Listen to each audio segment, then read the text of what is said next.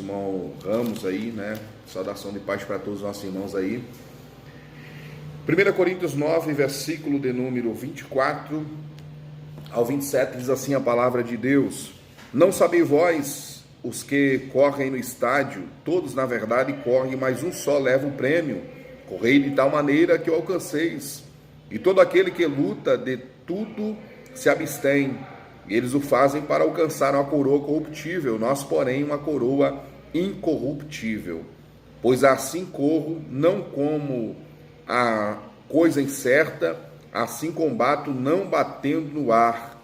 Antes subjugo o meu corpo e reduzo a servidão, para que, pregando a outros, eu mesmo não venha de alguma maneira a ficar reprovado.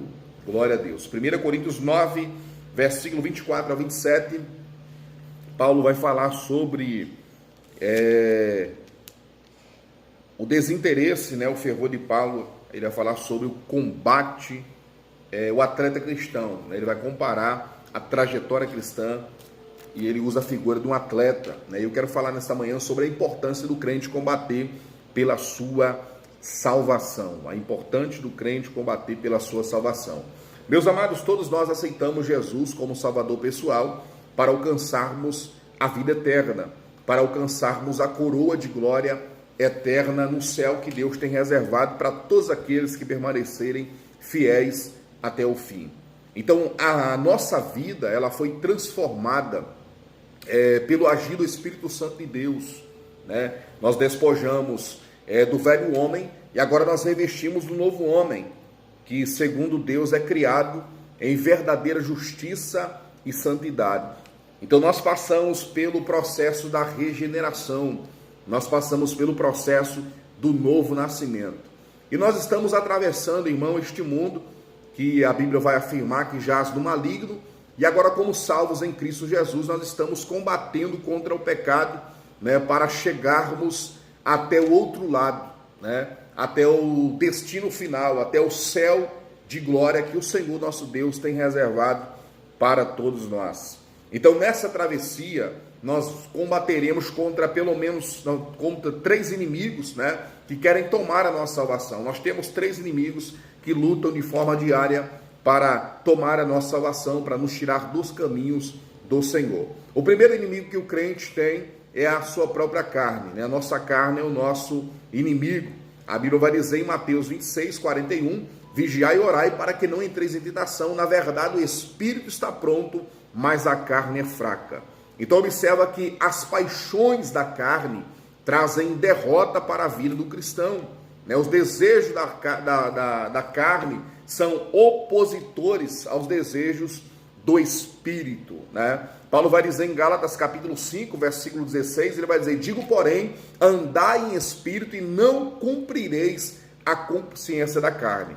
Então o primeiro inimigo que nós temos nessa trajetória para o céu é a nossa carne. O segundo inimigo é o mundo, né? 1 João capítulo 2, versículo 15, João vai dizer para nós: não ameis o mundo e nem o que há no mundo. Se alguém ama o mundo, o amor do Pai não está nele. Então observa que o mundo não tem nada que nos satisfaça, né? As coisas do mundo só levam o cristão para a perdição, as pessoas para longe de Deus. Então todos aqueles que amam as coisas que estão no mundo vai se tornar inimigo de Deus.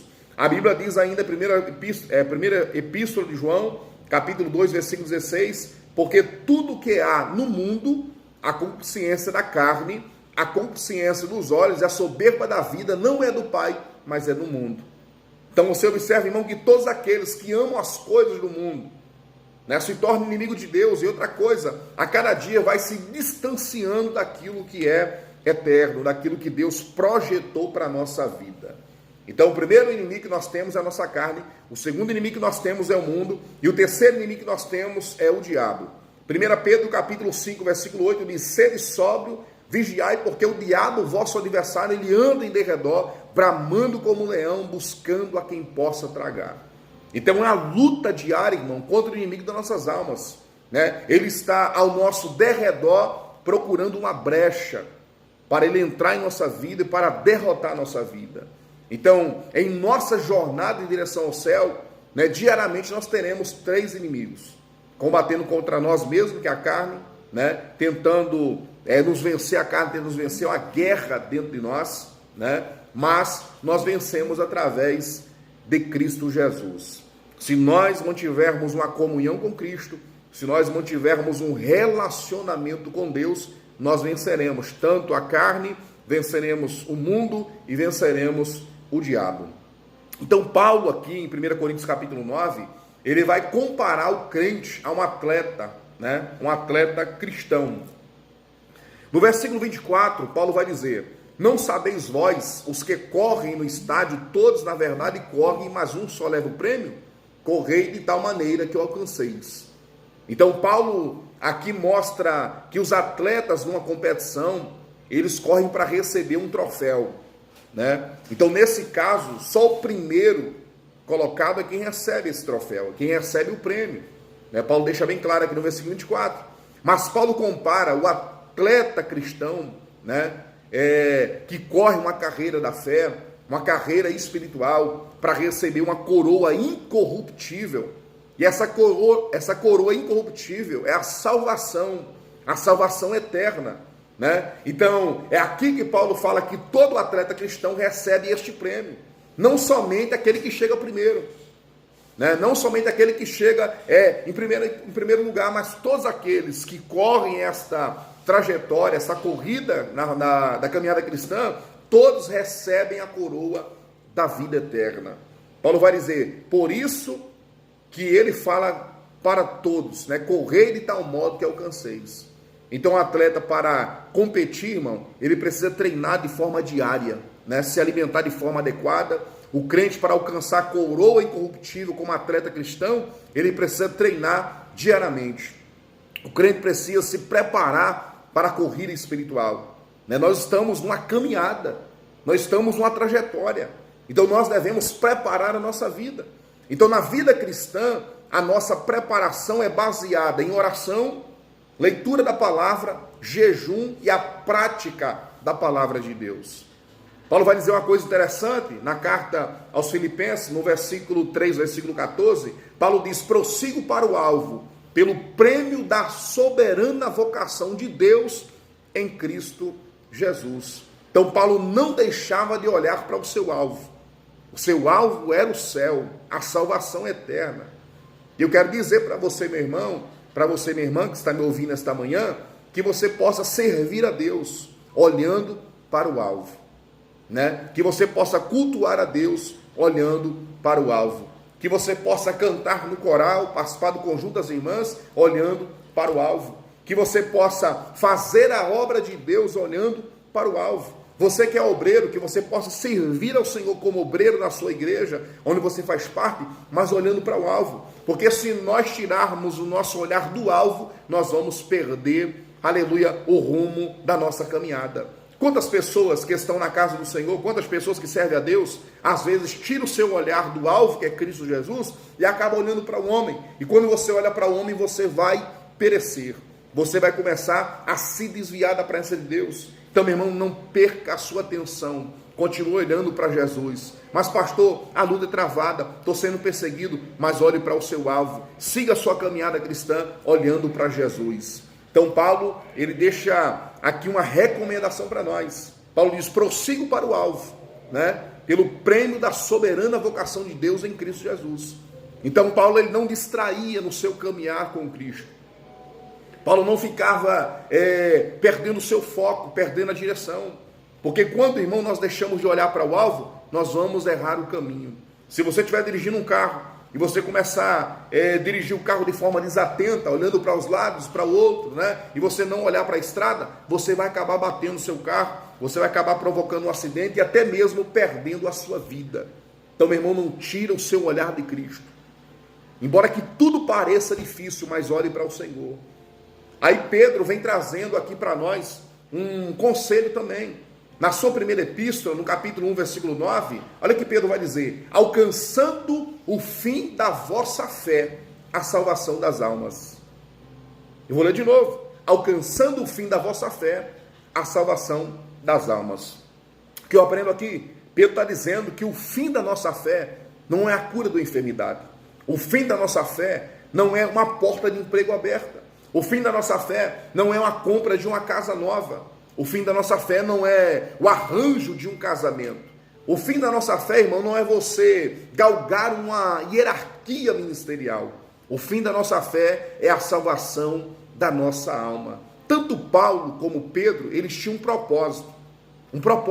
E o propósito deles eram bem definidos. O propósito de Paulo e Pedro era bem definido. Que propósito é esse, pastor?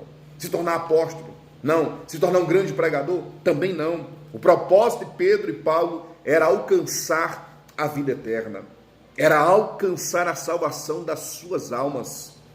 A Bíblia vai dizer em Marcos, capítulo 8, versículo 36, pois que aproveitaria o homem ganhar todo o mundo e perder a sua alma. Eu pergunto para você nesta manhã, qual tem sido o seu objetivo?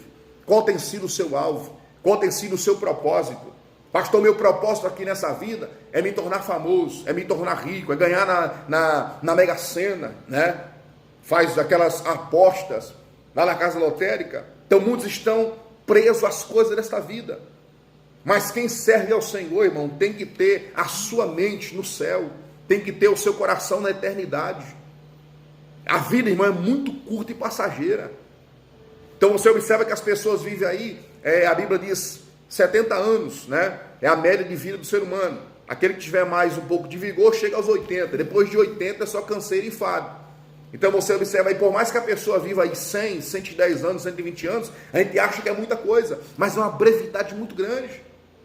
Um dia desse eu tinha 18 anos, vou completar 40, então a vida passa muito rápido, irmão.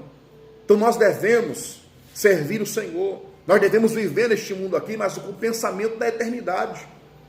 Então Paulo tinha um foco, Paulo tinha um desejo, Paulo tinha um propósito definido, e o propósito era de um dia estar no céu de glória ao lado do nosso Senhor, né? Aí a segunda coisa que eu aprendo aqui nesse texto é que Paulo compara o esforço do atleta para ganhar o prêmio, né? No versículo 25 ele vai dizer: e todo aquele que luta, tudo se abstém.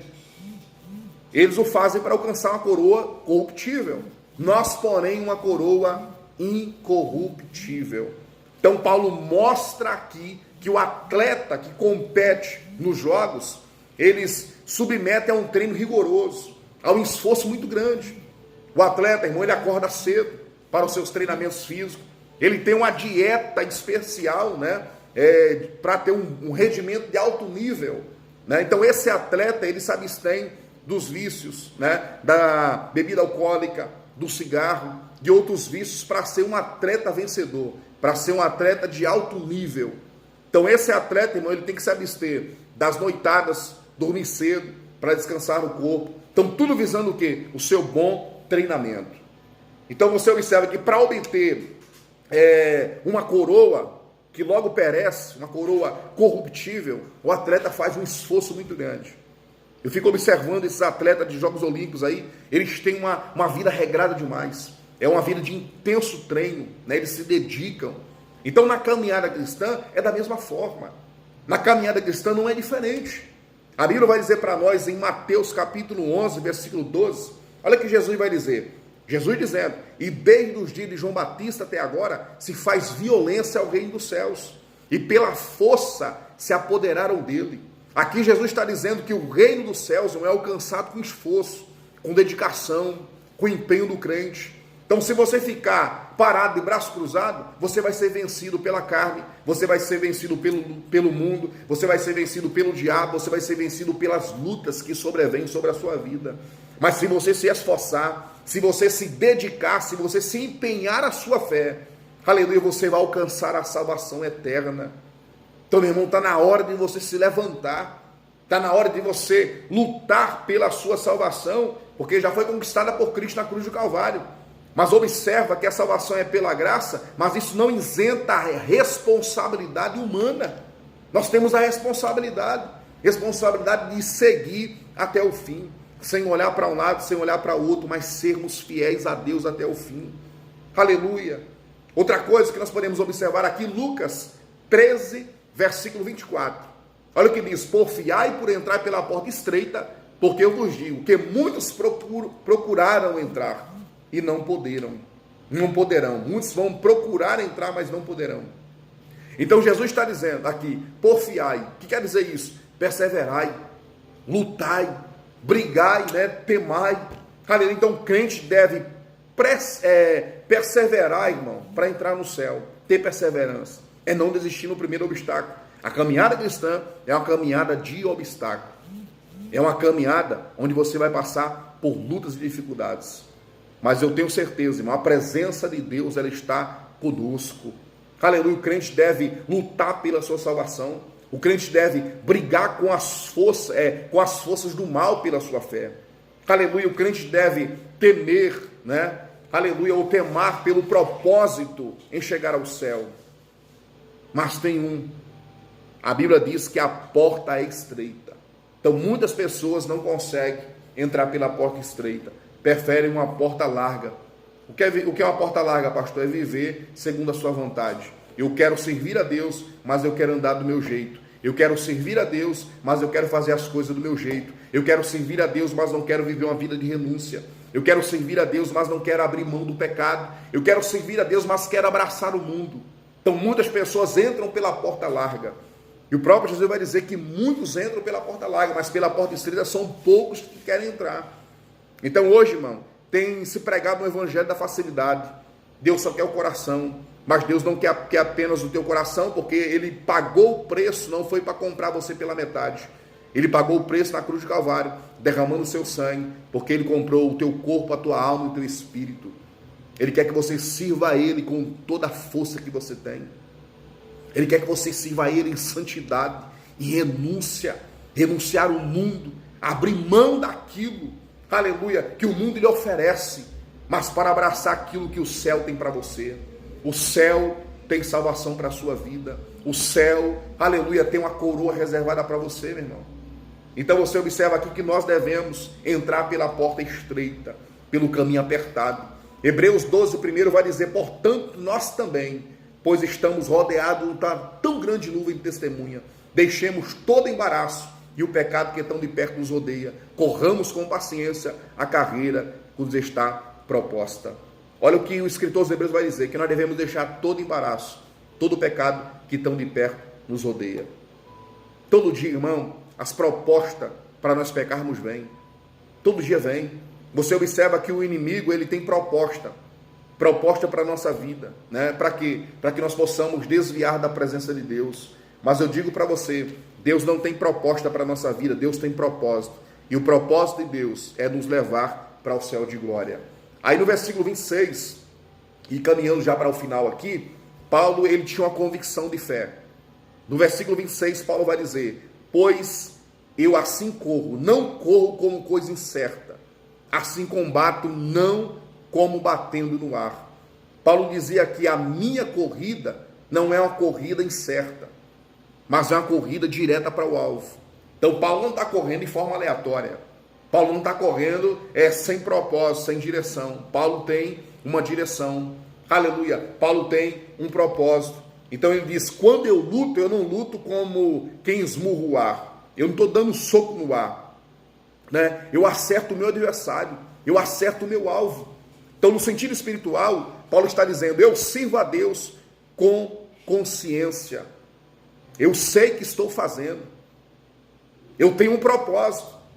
Então, Paulo, irmão, ele tem um entendimento. Ele tem um entendimento daquilo que Deus propôs para ele. Paulo tem um entendimento daquilo que Deus projetou para a sua vida, da sua carreira. Então, nós devemos ter esse entendimento também.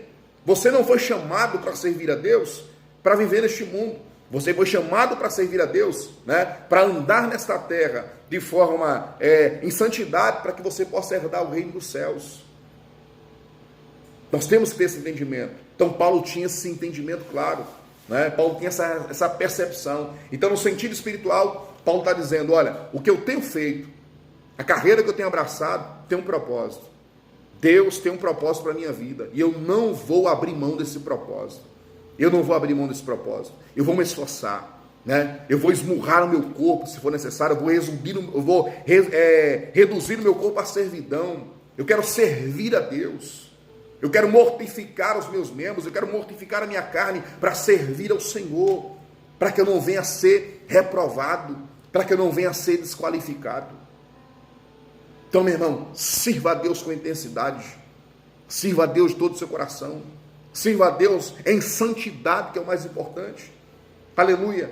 Então você observa, se Paulo tivesse aqui hoje, ele diria: eu não estou na igreja à toa, eu sei o meu propósito, eu sei o que estou fazendo na casa de Deus.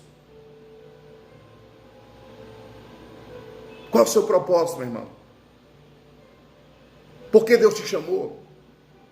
Não, pastor, Deus me chamou apenas para ser um grande pregador. Não, Deus chamou para herdar o reino do céu. Não, pastor, Deus me chamou apenas para ser um levita na casa do Senhor. Não, Deus te chamou para você cantar no coro celestial. Oh, glória a Deus. Mateus 7, 24 e 25, olha o que diz a Bíblia: todo aquele, pois, que escuta as minhas palavras e as pratica, assemelhei ao homem prudente que edificou a sua casa sobre a rocha. Desceu a chuva, correram os rios, assopraram os ventos, combateram contra aquela casa e não caiu, porque estava edificada sobre a rocha. Jesus, nesse versículo aqui, irmão, ensina o crente a edificar a sua casa sobre a rocha, que é ouvir a palavra de Deus, e não apenas ouvir, mas colocar em prática. Aí quando a chuva vem, quando os ventos assopram contra a casa, ela não cai, porque está edificada sobre a rocha. O crente, o cristão, precisa ter convicções profundas da sua fé, da sua salvação em Cristo Jesus. A nossa fé não pode ser baseada em outras pessoas, mas na pessoa bendita de Jesus de Nazaré, porque foi Ele quem morreu por mim e por você na cruz do Calvário. A nossa fé não pode ser baseada em sentimentos, mas em convicções. Em convicções. A nossa fé não pode ser baseada na circunstância da vida. A nossa fé não pode ser baseada, irmão, na nossa saúde, se estamos empregados ou não, se estamos bem no casamento ou não. Nós temos que olhar unicamente para o Senhor. E Paulo, ele traz essa palavra para nós, comparando a caminhada cristã como a corrida de um atleta. Você está correndo. E eu quero dizer para você que a caminhada cristã não é a caminhada de velocidade. Não é quem chega primeiro na frente. É uma caminhada de perseverança. Quantas pessoas começaram com você lá atrás? Quantas pessoas que talvez até desempenharam, uma carreira mais, vamos dizer, mais rápido do que a sua, mas pararam no meio do caminho, desistiram no meio do caminho, porque cansaram, porque não entenderam a proposta dessa caminhada. A proposta da caminhada não é velocidade, a proposta da caminhada é uma caminhada de perseverança. Então, meu irmão, não se preocupe não. Ah, pastor, mas tem gente que está mais na minha frente. Não se preocupe com ele não. Deixa ele seguir a caminhada dele, no ritmo dele. Vai no seu ritmo. Vai na sua força. Aleluia. Vai do jeito que você pode. Pastor, eu não consigo correr. Vai andando. Pastor, eu não consigo andar. Vai se arrastando, mas vai. Oh, glória. O segredo é não parar. Você não pode, irmão, ter uma caminhada cristã com prazo de validade. Aceitar Jesus, para servir a Ele por 20 anos ou 40 anos, não. Quantas pessoas que começaram a servir o Senhor durante 50 anos e hoje se encontram afastados da presença de Deus, abriram mão da salvação. O segredo é perseverar até o fim. Aquele que perseverar até o fim receberá a coroa da vida eterna. Glória a Deus. Então, meu irmão, fica esta palavra para o seu coração. Fica esta palavra para o seu coração. Isso aqui é uma palavra de reflexão para a nossa vida. Como está a sua caminhada cristã? Como você tem caminhado? Será que você já desistiu? Será que você já perdeu a força? Será que você já abriu mão da caminhada? Será que você não entende o propósito de Deus para a sua vida? Deus não morreu na cruz do Calvário, irmão, para me fazer rico. Deus não morreu na cruz do Calvário para me fazer um grande empresário. Deus morreu na cruz do Calvário para me tornar um salvo na pessoa bendita de Jesus. Esse é o propósito. Esse é o propósito do Evangelho de Cristo.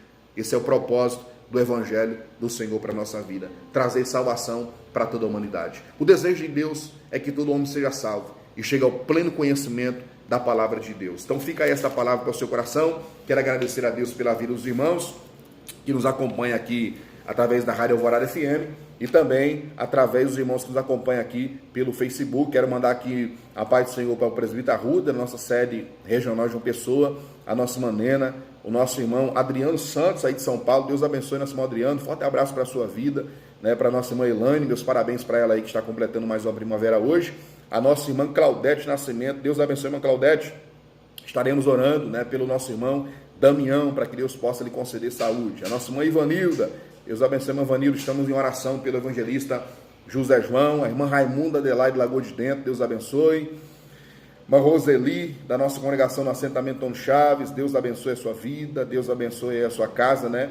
Estamos orando também pela vida do nosso irmão Zezito Paulo, que fez a cirurgia, está em recuperação. Nosso irmão André Nicodemos, aí do Timbó, Deus abençoe, meu querido. Forte abraço para o senhor e para toda a sua família, né? Nossa irmã, enfim, a todos os nossos irmãos que nos acompanham aqui pelo Facebook. Eu quero lembrar os irmãos que amanhã nós estaremos aí inaugurando a nossa congregação aí no Timbó. Amanhã, a grande inauguração da Assembleia de Deus, Ministério do Guará, no Timbó. Mandar um abraço também aqui para o nosso querido pastor e amigo, companheiro do ministério, pastor Túlios, né? Deus abençoe, meu querido, saudades do senhor. Forte abraço para o senhor e para toda a sua família, que Deus abençoe seu ministério. Amanhã, às 7 horas da noite, estaremos aí no Timbó inaugurando a nossa congregação, tá certo? Aí no prédio aí do Pedrinho do Gás. Então você que é do Timbó e Jacarauí região, você é o nosso convidado especial. Amanhã estaremos aí com a presença do nosso pastor presidente, pastor Esdrão Joaquim de Oliveira, estará oficializando o trabalho do Senhor ali naquele lugar, uma porta que se abriu para que o nome do Senhor seja glorificado, para que o Evangelho de Cristo seja apregoado. Lembrando que hoje estaremos aí em Lagoa de Dentro para o grande culto da vitória, tá certo? Conto com todos os irmãos. Vamos orar, vamos falar com Deus nesta manhã.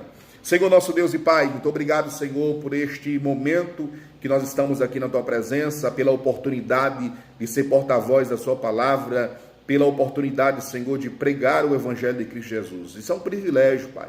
Um privilégio, Deus, falar do Teu grande amor, falar da proposta do Evangelho, Deus, para todas as pessoas, Senhor. Pai querido e amado, se porventura alguém que nos ouviu nesta manhã esteja afastado e quer renovar a aliança, recebe esta pessoa como filho ou como filha, Senhor, escreve o seu nome no livro da vida, perdoa os seus pecados. Porventura, Deus, alguém entrega a sua vida nesta manhã, eu te peço, Deus amado, que o Senhor possa libertar essa pessoa, fazer dela um cidadão do céu. Pai, abençoa, Deus, a nossa irmã Laura Peixoto, a sua família, abençoa a nossa irmã Sônia, esposa do pastor Manuel de Lemos, Senhor, que o Senhor possa ajudar ela na recuperação, ó Deus eterno, que o Senhor possa, Deus, conceder saúde à tua serva. Abençoa a nossa irmã Lizuia Batista, a sua família, nosso irmão Damião, Senhor, que se encontra enfermo. Visita ele nesta manhã, estenda as mãos, toca na sua vida, repreenda toda a enfermidade. Abençoa a nossa irmã Margarida e abençoa todos os nossos ouvintes que estão na sintonia do programa. Também abençoa, Deus, nosso irmão Adriano Santos, que está completando, Deus, mais uma primavera, mais um ano de casamento. Abençoa ele, a nossa irmã Elaine, toda a sua família. Pai, abençoa todo o povo nesta manhã, operando milagres, operando maravilhas nessa manhã, em o nome de Jesus. Amém. Meus irmãos, nós vamos ficando por aqui. Deus abençoe, um forte abraço. Até segunda-feira, com a ajuda de Deus. E um bom final de semana para todos.